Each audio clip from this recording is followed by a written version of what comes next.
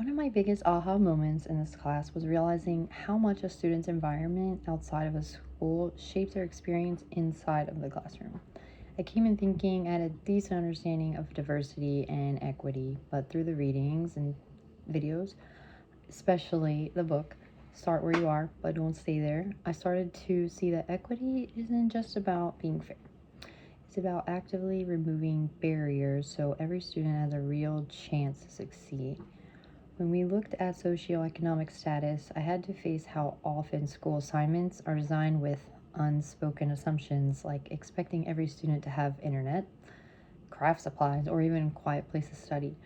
That made me rethink what equity actually means in practice. It's not lowering expectations, it's just making sure that the students have the tools and the opportunities they need to meet those expectations.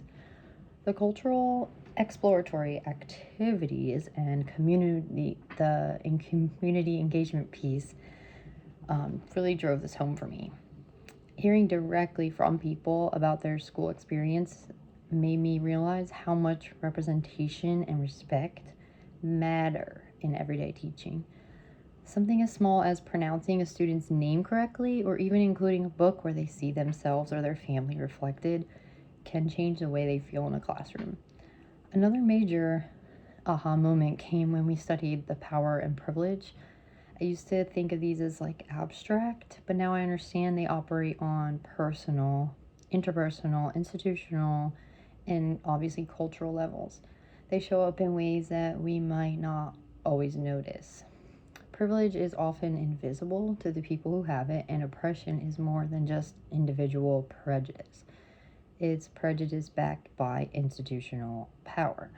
One big realization for me was that a person can be a target of oppression in one area of their identity and an agent of oppression in another. That complexity made me much more aware of my own role in either reinforcing or challenging inequities. We took a quiz or poll type thing, seeing what privileges that we had or lack, and I never really realized the areas I was privileged in and the areas that not so privileged.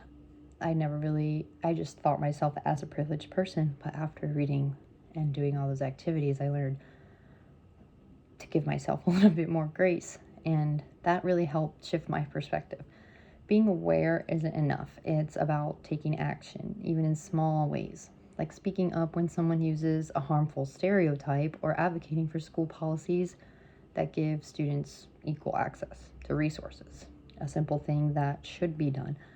Overall, this class has changed how I see my role as a future educator.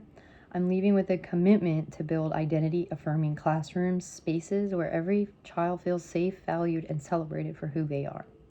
That means I will keep listening, keep learning, and keep challenging my own assumptions. So I'm not just teaching content, but also helping to dismantle barriers to opportunity.